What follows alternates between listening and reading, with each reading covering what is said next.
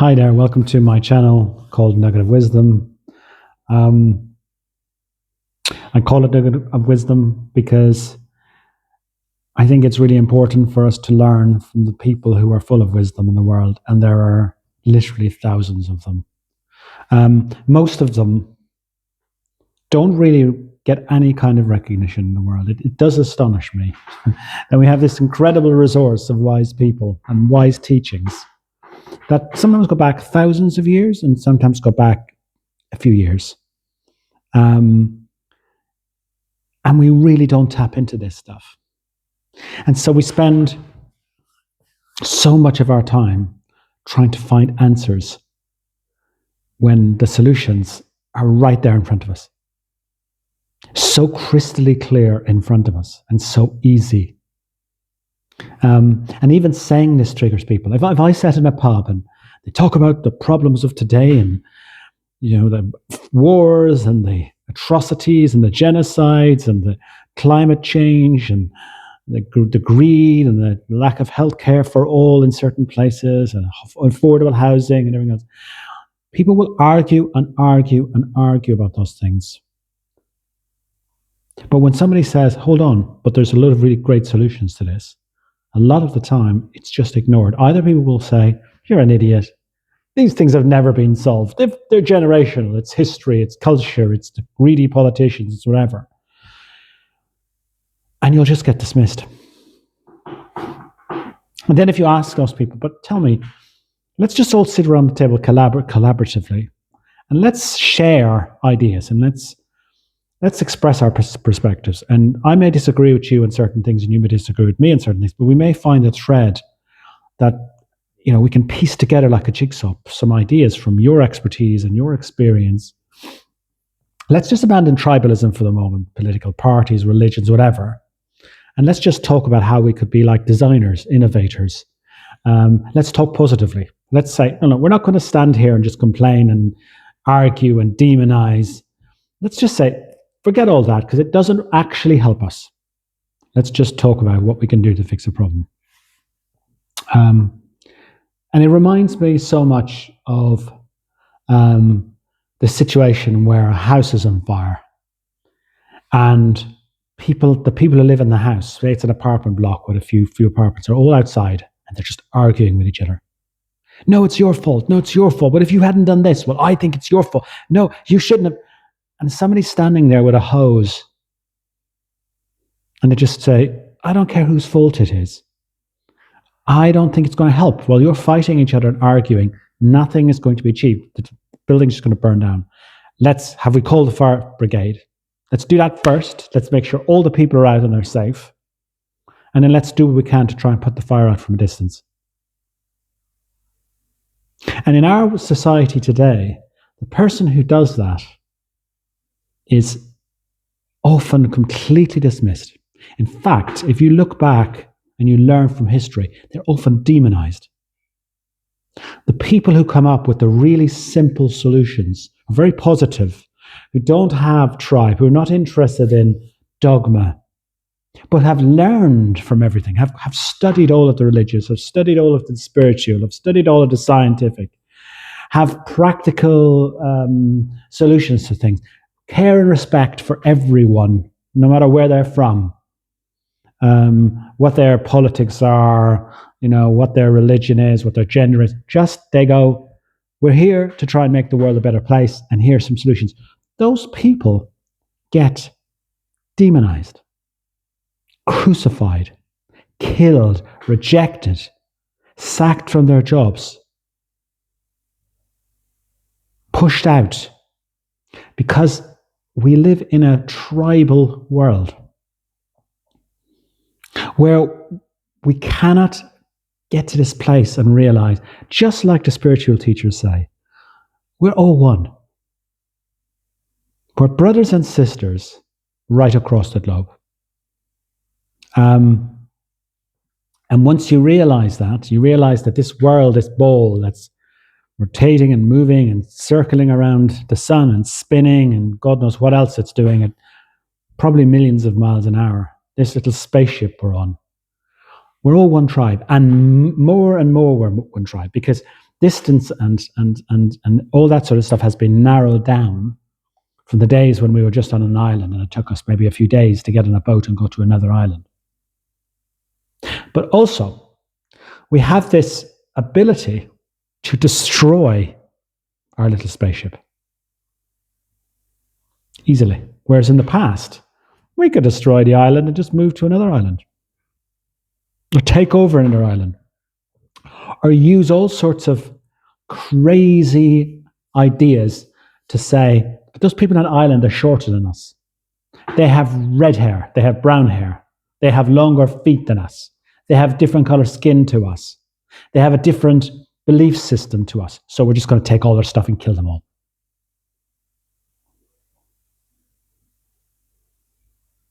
Tribalism, there's a function for tribalism probably in the ancient past, when resources are very tight, when people are basically, there's not really much access to education and knowledge and growing our ability to be wise. And we're just scrambling around the place looking for food. But they're a minority of cases. And they're perhaps being a crazy tribalist, fighting, racist per thing, perhaps it has a function, but it has no function whatsoever in our modern world. None. Yet we live and breathe this in the modern world.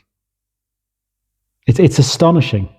And it's not just a few people. It's pretty much all of us, me. There's a book I read. I've read lots of books, but this is one of the books that really had a major effect on me.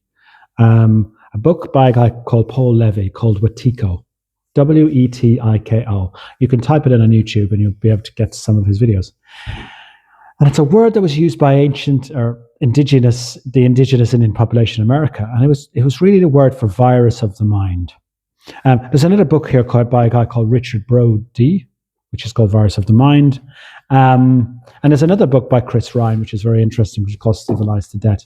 And basically, these books actually tell a very hard truth that even I didn't want to listen to, which is that there's a whole lot of stuff going on in our minds that's basically complete nonsense. They call it a virus. It's complete nonsense. And we all kind of know it. This is the thing. But because our egos are so strong, and these egos that have evolved through generations, our fear, our identification with a tribe, our fear of being kicked out, wanting to conform, worrying about survival, so we have to hoard everything. That these egos just blot out basic, simple observations. Like, here's one. I cannot get my head around how our world could allow what's happening to happen in Gaza. It's shocking. And if you look just logically at our history, I was brought up in Ireland, and our history books were full of the description of the history of colonialism, of imperialism, of dictatorships, and of the Second World War, First World War, but the Second World War particularly, and the atrocities of the Second World War. And we were all brought up to believe that there was a certain basic humanity that we had as Westerners. And that humanity was there to make sure that we didn't kill people indiscriminately. We weren't butchers, we weren't genocidal, we weren't murderers, we weren't racists. We didn't discriminate on ridiculous things. And look at our world today. It's full of it. And what's even more interesting is that you cannot be on neither side without being discriminated against. If you show compassion for certain groups, you'll be deemed right-wing or woke. There's a constant narrative and a constant desire to push us into teams that will fight each other. Here's another example. China. There's 6.5 million people who are Chinese living in the US. The US is a country full of immigrants. In the past few months in the US, there's been a kind of consensus that the US doesn't want a deep state. The US doesn't want intelligence agencies that go off and do stuff that the public don't want. They want an open, transparent system. They want an open, transparent media. They want a democratic process where healthcare, housing, and food are all good quality, that the needs of the people of the country are fulfilled. None of that is happening. Not a bit. And we know it. The US, now, today, its political system is absolutely twisted and contorted by money. And I'm not talking about a few $1,000s from some person who wants to get a quick buck or a favor. It's millions. The very people who say they want to have a fair, democratic process are pumping hundreds of millions into the pockets of the politicians to get control and to have their say. And the things that they're pushing, the public never asked for. They never even mentioned it. Robots that will do your laundry, wash your clothes, become your lover, do your job. AI systems that will take control of everything for you and be a sophisticated intelligence that's far superior to yours. Who asked for that? If you look at the ancient teachings, mind, body, spirit, what on earth are we going to do when we have nothing physical to do? Are we going to go to the gym and pretend to be washing a fake washing machine? I mean, I've been at a gym and, you got the wheelbarrow where you run up and down the track pretending to be delivering things. Our bodies they're made of this biological matter that needs to be moved. Are we going to live in a society where it's just complete only mind? We have these sensory devices on ourselves, goggles, and we have an intravenous drip one end and another one for waste out the other. We do nothing all day. There's a complete insanity to what's happening in the US. And what do the US people and the people of the UK and all these other countries need? Decent healthcare, access to clean water, healthy food that's reasonably priced, not junk food full of preservatives and all sorts of stuff that damages your health and microplastics. Being able to get an operation if you need it from a hospital, whatever, a medical outfit that's reliable and will do the job properly and it do it at the right cost. Having dental care that isn't off the rails and expensive. They're not getting any of that. And do you really think that they're going to get that in the next 3 or 4 years? No chance.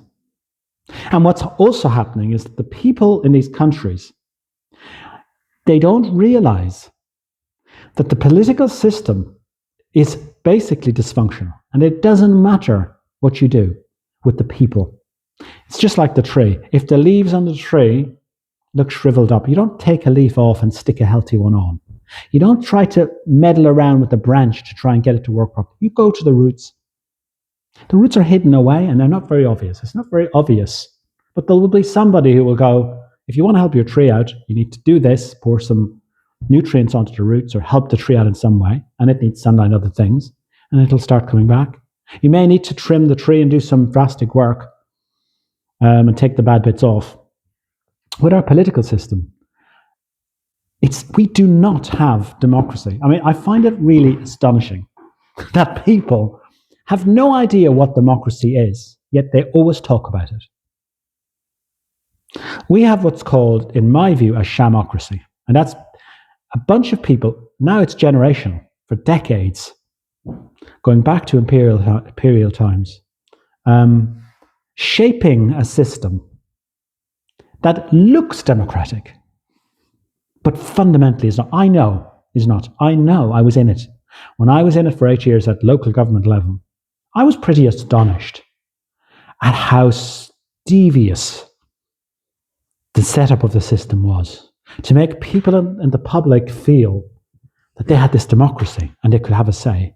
And in fact, they have little or no say. Yeah, they have say in things that the people who are in control have no interest in. But where it really mattered, where the money was, the resources, the control, the public had little or no say. And then to add to that, the public got this feeling, I have no say. So then they demonized the politicians. They demonized the very people that were supposed to represent them. And again, I'll give you a really simple example. You know this. Most people watching this work in a company or an organization. That organization will have a management team or a board of directors, a CEO, whatever it might be. If a company was run by, like our political system, say in the UK, you would employ a sales director and pay him nothing. Pay him very little money. And then you'd insist that he worked for you. And then he would go off and work for somebody else to get more money. And he would split his loyalties. It would never work. It could never work. Our political system in the UK, and especially the UK, and I think pretty much in the US, is rotten to the core.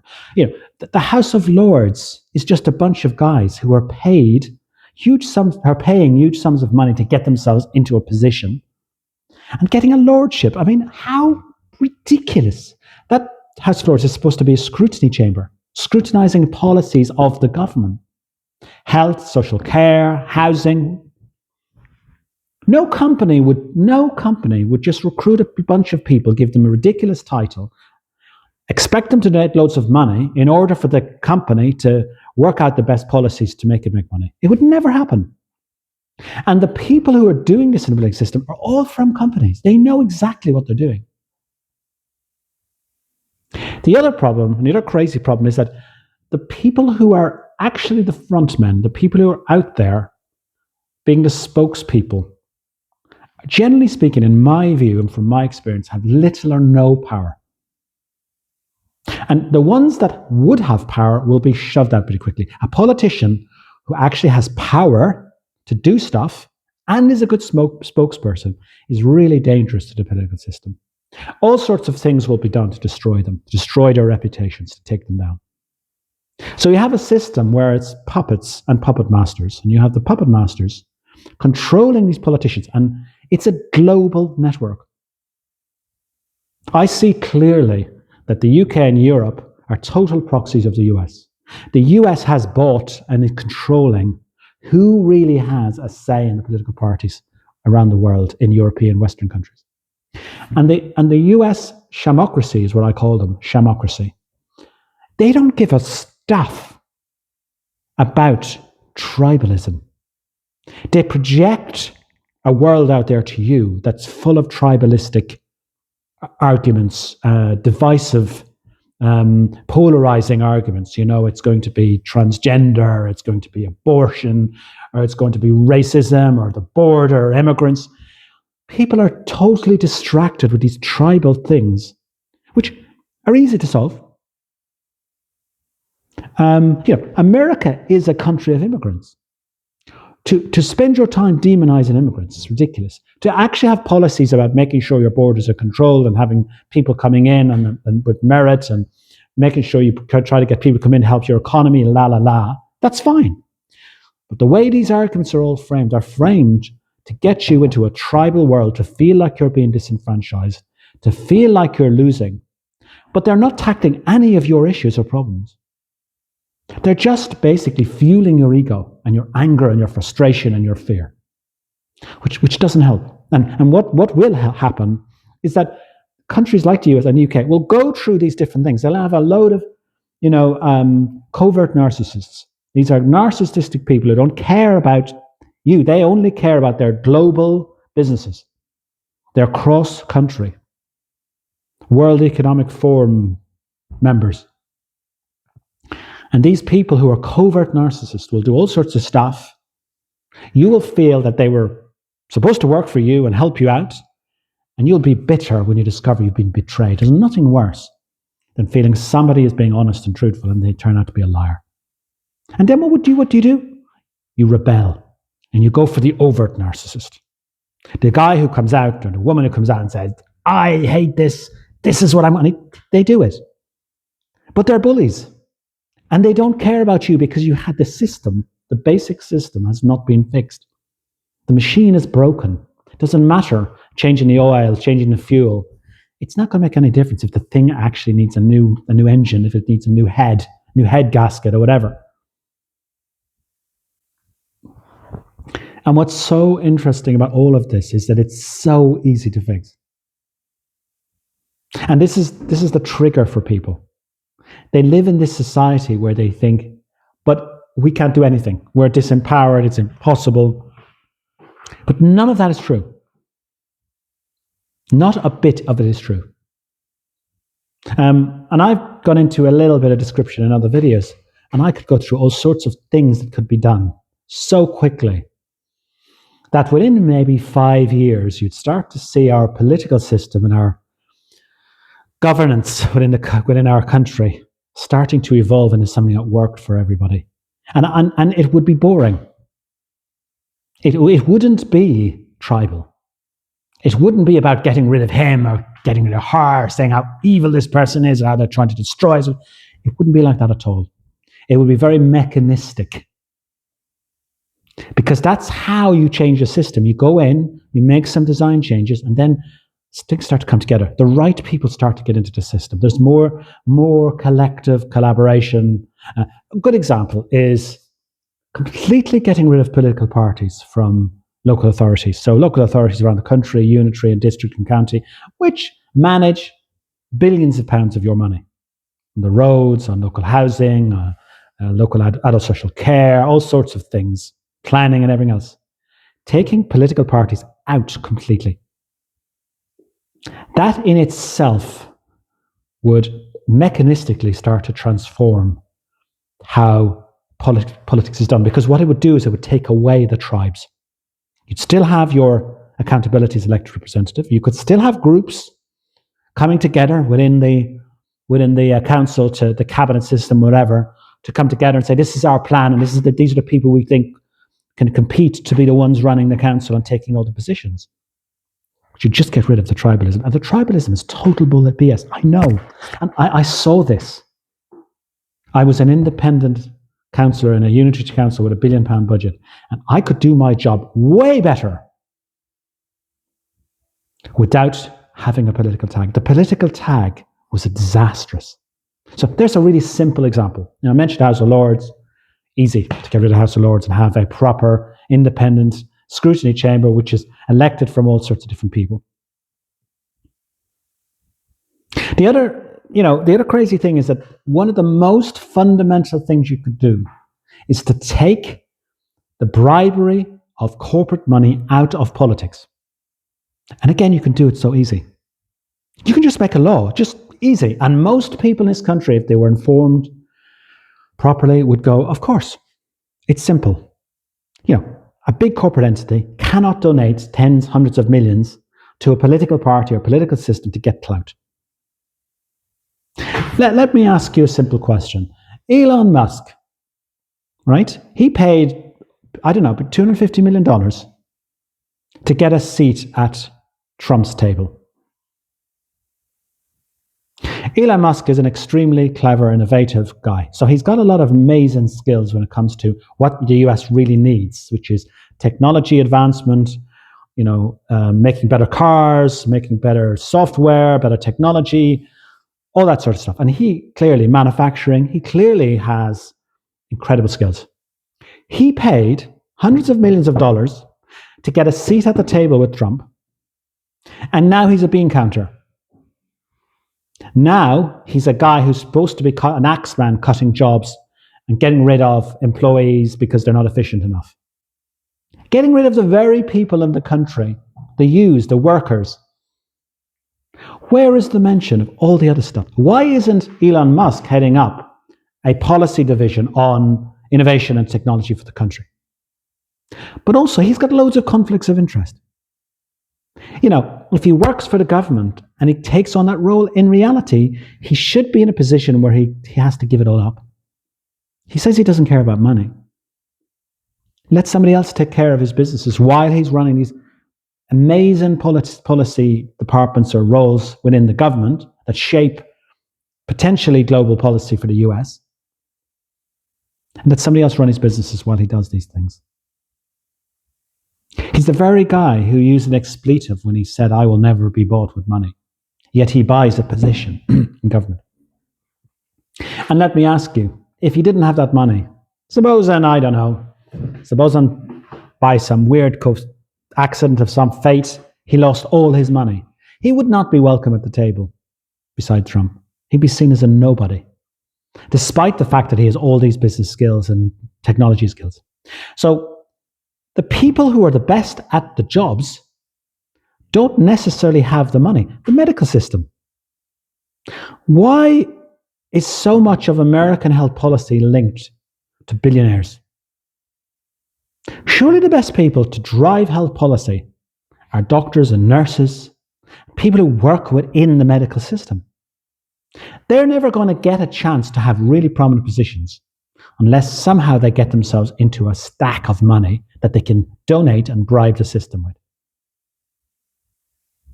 So you see, it's so simple. I mean, how simple is it to set up a system where you say, no more money. The government will pay for all these things. The government will pay for elections. The government nobody needs to set up a campaign. You basically will be paid for by government. There'll be a merit-based system of how you can, if you get enough people to want to support you to run for a candidacy, then you get support from government with your leafleting and your canvassing and your website and everything else. You pay your politicians really well, but they have to give up all connection with the private sector while they're in that position. So they've got no links, no more lobbyists paying money. You would see an incredible transformation. Currently, that cannot happen because we're not looking at the system from an engineering or design point of view. What we're looking at the system from is an egotistical point of view. Egos that are all linked to our survival and our traumas and I am Irish, I am British, I am American. Yeah, but what does that really mean? It's literally impossible today to trade in the world just as a separate entity. You've got to be able to set up trade networks and deal with different countries and currencies and everything else. So in reality, it's easy, but it's a trigger mechanism for people to even remotely believe that this is the case. And I'm so confident about how easy it is that I know that I could do it myself. That within a very short period, from just my limited experience, I could easily set up a group of knowledgeable people, a group to sit around a table and actually figure out how we could improve things. And you know what?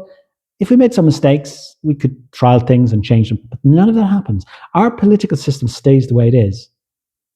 And it stays the way it is, stuck in the old world, with very little kind of mechanistic change. But the systems of PR and marketing and advertising and media are more and more sophisticated to make you feel disenfranchised, angry, frustrated, full of fear. And that keeps your power as an ant, which is not a lot, but we all know that a colony of ants is a pretty formidable group. Your individual power gets just literally damped down and damped down and damped down. So you don't do anything. And you're literally like that very interesting story of the frog slowly boiling in the water. You go into the cool water and slowly the temperature is going up and going up and going up. And you just don't notice it. And you think, well, it's safer in here. It's probably okay. Maybe or maybe not. And eventually you just boil to death because you don't have enough energy to get out. And that's very much what's happening to us. We're so focused with the system of media as well. We hear all this stuff about, the new media versus the old media. And it's becoming rubbish. Because often the new media, the people in the new media are following a model of trying to get eyeballs and likes to monetize their channels. So they become a sensationalist. They try to appeal to our fear. Just go on YouTube and look at a lot of the mainstream independent media as much as the legacy. It's all about fear. You know, if you look for advice on your channel, and my channel gets 0 views. So if I look for some advice on my channel, right, usually advice is you need to have exaggerated, something that catches people's eye. So they're afraid, so they're frightened, so they're worried. So we end up with a discussion on the internet, which is all based around fear, tribalism, anger, aggression, discrimination. It's about Harris versus Biden versus Trump.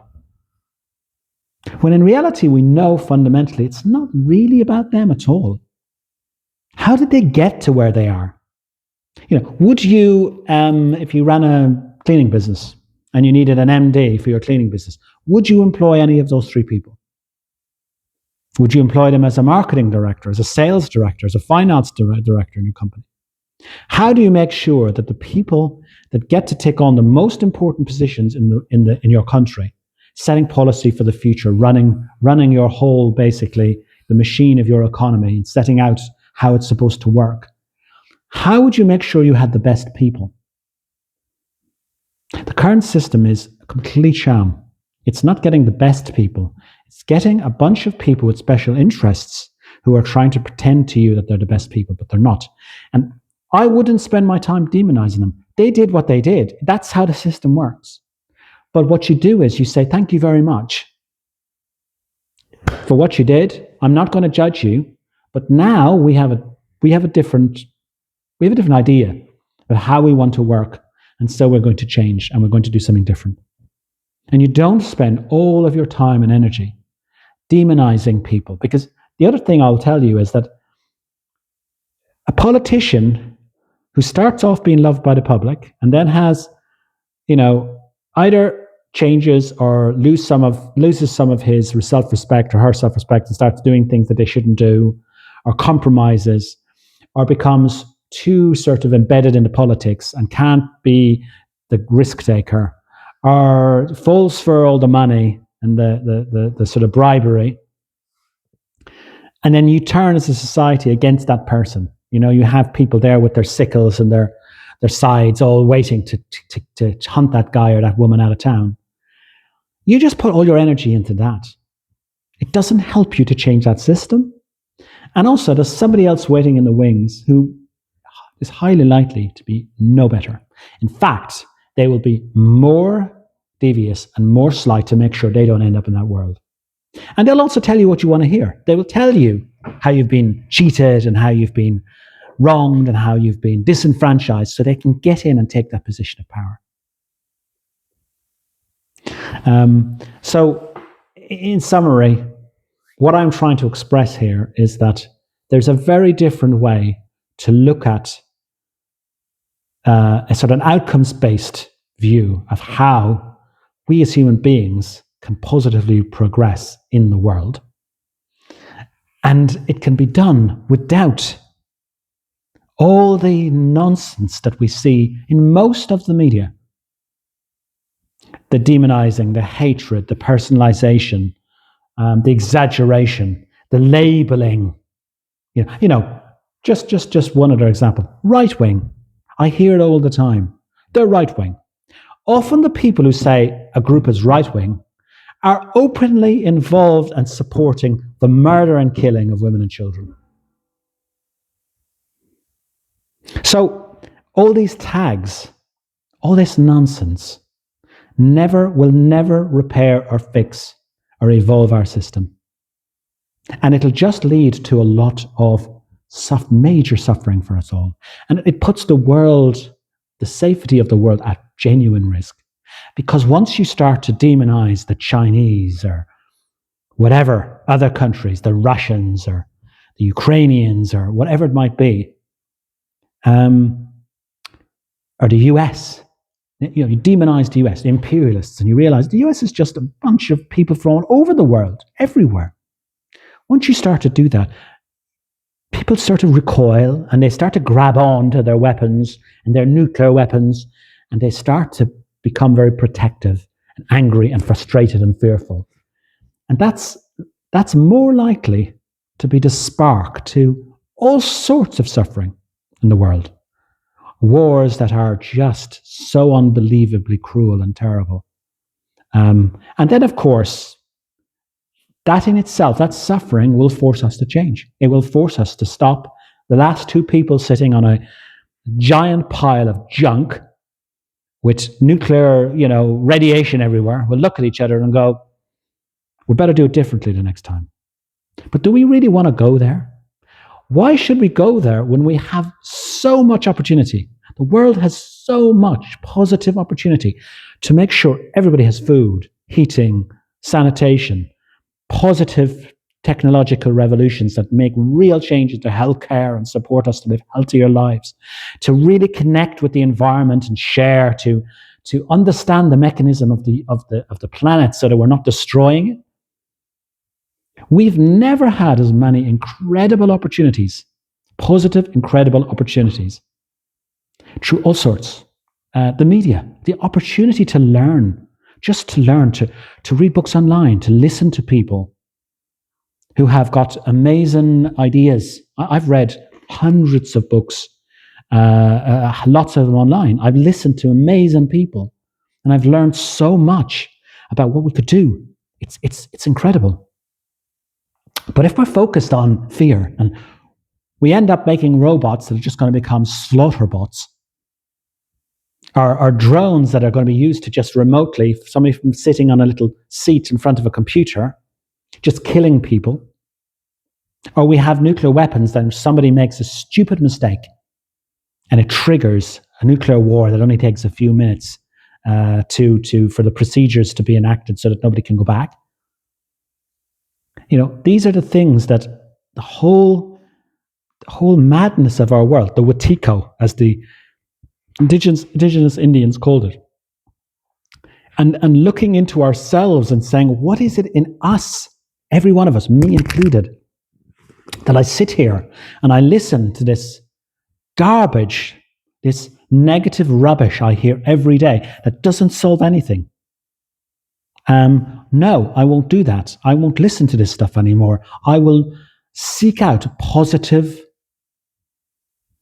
proactive, the wisdom of the ages, the wisdom of people from thousands of years ago. If you read Tao Te Ching and Lao Tzu, he was saying stuff a couple of thousand years ago. He was just a farmer. He was saying stuff that today is so valid and would be so useful to us. The Christian mystics who were burnt at the stake, they were burnt at the stake because they were saying stuff that was actually really, really useful to the world and would help the world. Jesus, this guy, the Roman Catholic Church, Jesus is the most popular guy in the world from a religious point of view. Look at what he was trying to say. Look what he was trying to do. What happened to him? We've so much opportunity to transform the world, and it's such a positive opportunity. And it's so easy. And we've just got to get out of this egomania, this Wetiko, this mind virus, that it pervades our society. It's everywhere. In many ways, just stopping, just saying, let's stop. We don't need robots that are going to flip our toenails and vacuum our floors and polish our cars. We don't need those just yet. Do we need slaughter bots today? Let's just stop for a minute and let's start to work collaboratively around the world to figure out how best we can all share the resources of the planet and using that technology to do great things. And I think what we could do, this is what the mystics and this is what the wisest people in the world absolutely understood. We have an enormous amount of power collectively. Each person is a beautiful, amazing being, and it's such a privilege for us to be these self-aware, conscious beings in this amazing game of life. And every single person has this beautiful, positive energy which can contribute to totally transforming the world in a very short period. I would say a few years. So thank you for listening to my video, and I hope to see you again soon. Bye-bye.